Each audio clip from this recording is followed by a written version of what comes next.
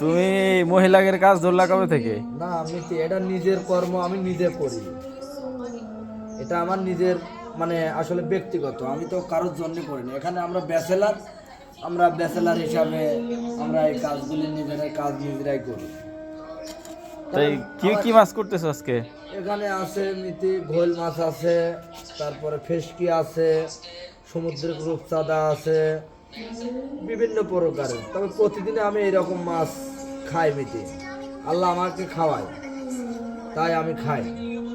সাথে এটা কি রূপচাঁদা? এটা রূপচাঁদা, এটাও রূপচাঁদা মাছ। এটা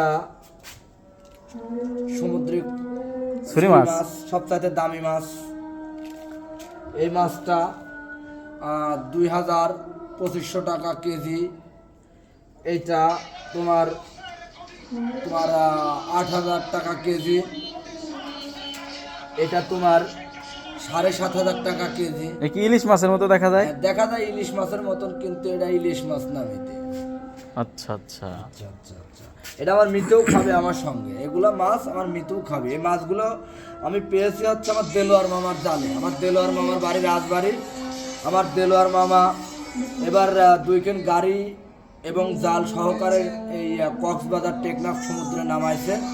ওখান থেকে আমি প্রতিদিন এইভাবে মাছ নিয়ে আসি, খাই। যাক ভালো। খাও এই মাছ খাইতে কেমন, স্বাদ কেমন? হ্যাঁ অনেক স্বাদ, সামুদ্রিক মাছ অনেক স্বাদ। আর তোমরা সবাই দোয়া করবে যে আল্লাহ যেন আমার দেলোয়ার মামার জালে প্রতিদিন যেন অনেক অনেক মাছ দেয়। সে মানুষটাও আসলে ভালো, সে একা খায় না, সে সবাইকে দিয়েই খায়। যাক ভালো।